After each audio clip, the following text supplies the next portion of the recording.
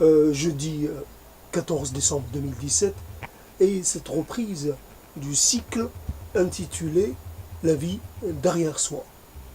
Évidemment, je viens d'écouter ce que j'avais enregistré sous le titre de Pensée post pré-mortem, et donc finalement j'en suis un peu rempli, donc et puis j'aurais voulu plutôt reprendre sur le thème des pensées pré-mortem, mais je n'ai pas pu parce que je n'ai pas trouvé le papier qui correspondant. J'avais comment dire, je, je, j'avais pas envie de retracer de nouveau ces mots, je voulais les prendre tels que je les avais inscrits pour la première fois.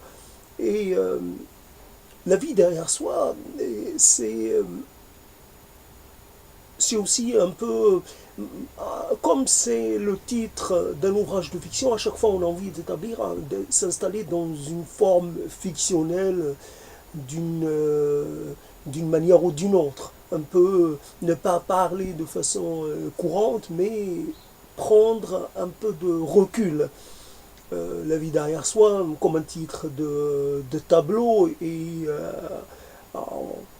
plutôt un miroir même. Un miroir, on se regarde un peu, un regard, un miroir on habille, mais d'une certaine façon, ce regard qu'on porte sur soi et qui est souvent un peu particulier, un peu dans la nostalgie, un peu dans la remémoration, un petit peu, comment dire, avec un sentiment d'être passé un peu à côté de quelque chose.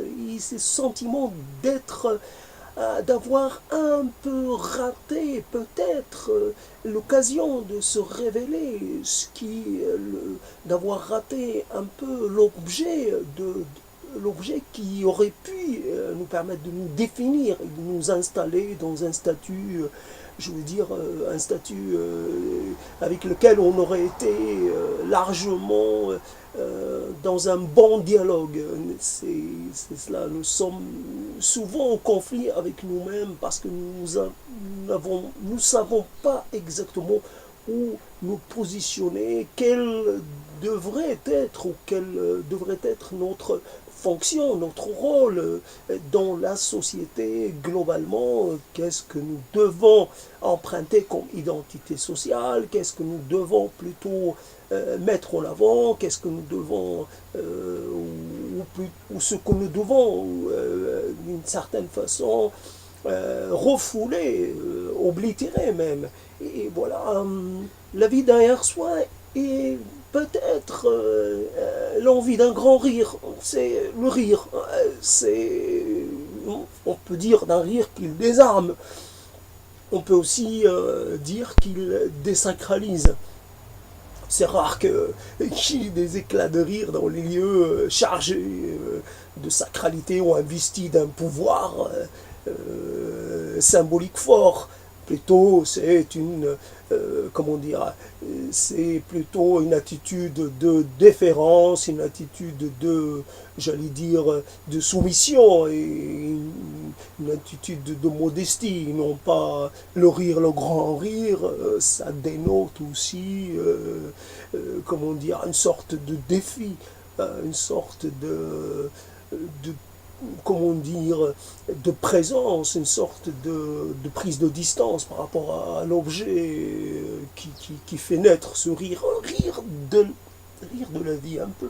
Un rire non pas moqueur, mais un grand rire, un rire qui s'étend partout, qui couvre tous les sons discordants, tout ce qu'on a pu produire, tout ce qui est encore dans notre tête, et les choses qui traînent, genre les mots un peu incomplets, les paroles dites à tel ou tel endroit, et ce que tu m'as laissé, ce que j'ai recueilli, etc. Et ce sont ces paroles-là qui composent une sorte d'orchestre qui joue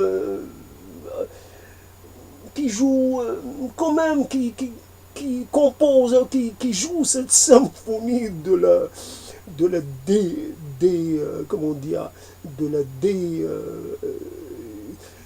dé, non pas de la désacralisation, mais la symphonie de et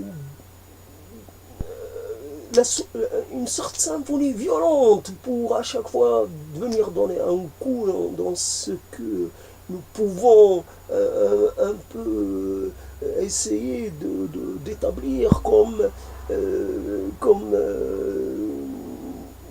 modus vivendi avec nous-mêmes, ce que nous essayons d'installer comme amour de nous-mêmes, estime de nous-mêmes, un peu la vie derrière soi. Moi je suis là, et toi tu es à côté, et moi je suis derrière, et toi tu es devant, et un coup je suis devant, et toi tu t'es décalé, tu es devenu derrière moi, tu es venu t'installer derrière moi, et peut-être un coup tu es très loin, et je t'appelle d'une voix un peu sans vouloir insister vraiment. Je t'appelle si jamais ça venait dans tes oreilles. Tu réponds à l'appel si jamais, sinon ce n'est pas grave. Et la vie derrière soi est un peu comme un mouvement, un peu dans un espace un peu fermé, dans un espace un peu contraint, dans un espace prédéterminé. Je bouge, j'ai l'impression de vraiment bouger, d'avoir de l'espace, mais en fait finalement je suis empêché de vraiment même j'ai même pas la capacité de penser à l'extérieur parce que c'est comme ça que j'ai été fait. J'ai été fait pour vivre dans un confinement. Voilà un peu la vie derrière soi et ces paroles qui ne sortent jamais. Et ces sons qu'on met un peu en sourdine et puis rien ne vient. Plus rien ne vient parce que plus rien ne remonte à la surface parce que il y a eu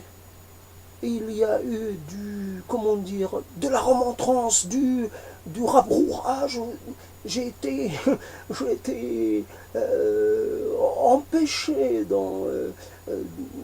d'aller plus loin, de poursuivre mon élan. Et puis, je suis là et je suis obligé de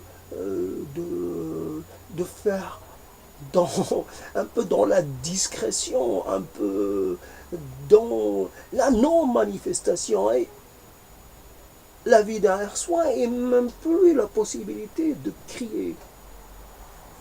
Crier sans désarroi, sans dégoût, sans peu importe la raison, mais de crier, tout simplement. De me poser la voix très haut et de marquer son environnement par un son fort, pénétrant. Et la vie derrière soi, et puis soit parler doucement, soit parler vite, et un peu laisser les mots prendre un peu l'ascendant. Et de toute façon, les mots prennent l'ascendant. Alors évidemment, c'est certains diraient l'inconscient qui s'exprime, peu importe le terme, peu importe l'origine cette production. Et puis, un mot, et puis, fin de mots, la fin des mots, la fin de l'extériorité, la fin de l'expression, la fin un peu la fin du désir.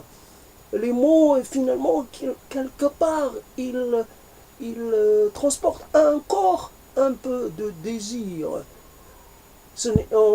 On les charge un peu de ces ultimes manifestations de désir. On a encore le désir malgré cet état de décrépitude. On a encore le désir de briller, d'être admiré, d'être adoré. On a encore le désir de plaire.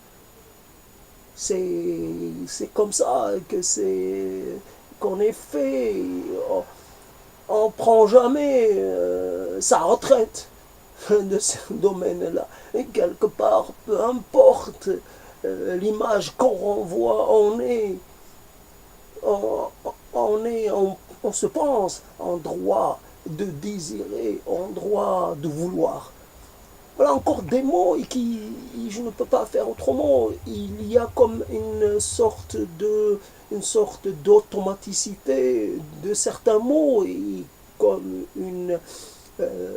comment dire, comme une machine qui tourne toujours de la même façon et qui produit un peu les mêmes objets où il faut pouvoir peut-être changer complètement. Comment peut un être peut-il changer? La vie derrière soi, pour ne pas oublier le thème, la vie derrière soi, un alignement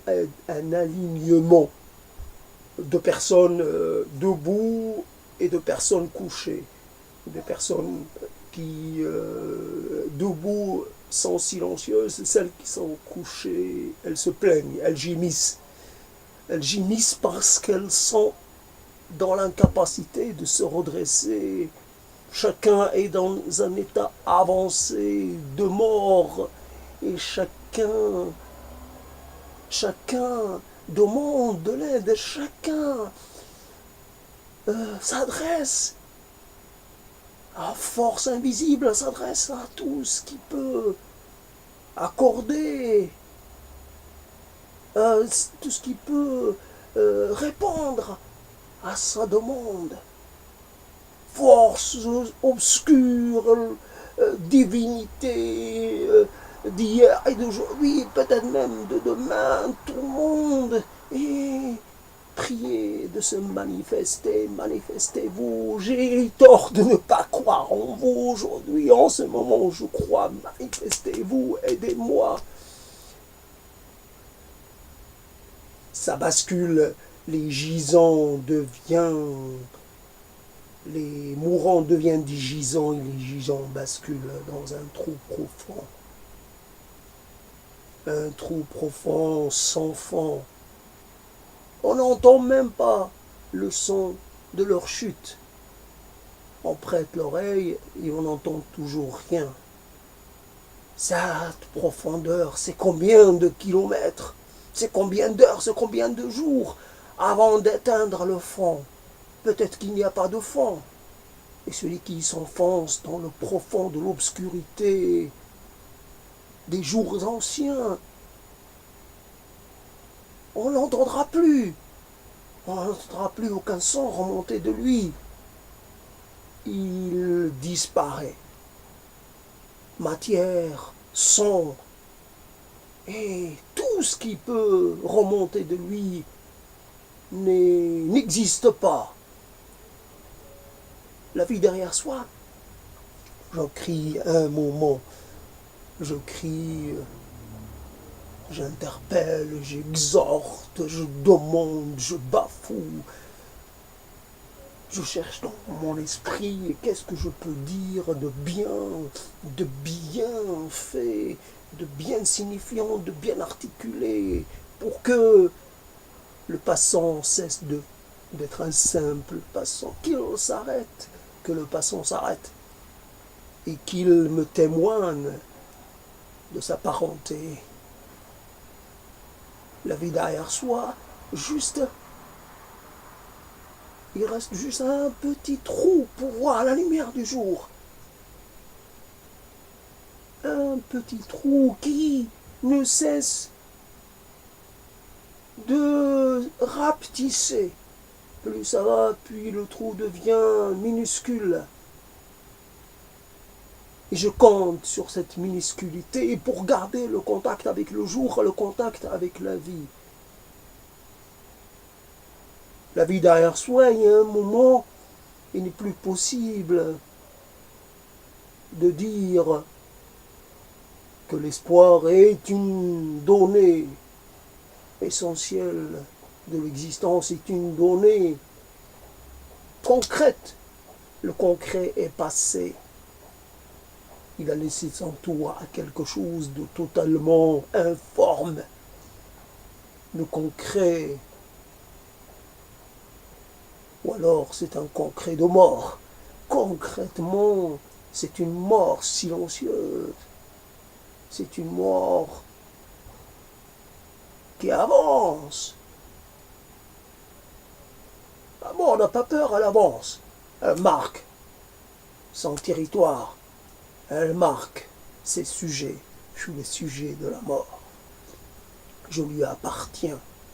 Quoi que je fasse, quoi que je dise, quoi que je fasse, quoi que je nie, quoi que je dénègue, quoi que je me révolte, je suis déjà... J'ai basculé la vie derrière soi. Un coup, il y a comme une sorte de pause. Un autre coup, on recommence. On recommence à sentir la douleur. Cette douleur qui diffuse dans tout l'intérieur de soi. Cette douleur qui est partout présente. Je ne peux toucher à aucune partie de mon corps, à aucune partie de mon esprit, à aucune partie de ma mémoire sans ressentir de la douleur vive. Tout est source de douleur, tout est source de souffrance. Voilà un peu aller derrière soi et on aligne les mots. Et c'est vrai qu'on les aligne parce qu'on a appris, comment on a appris à le faire. Le mot qui suit le mot douleur, souffrance. Et bien sûr, on fait des couples. On couple les mots. On les met ensemble. Ça, c'est l'effet de style. Bon, comme ça qu'on a appris, ça va ensemble. Et on pourrait se contenter d'un seul mot parce que de toutes les façons, cela aurait suffi. Non, il faut qu'on fasse...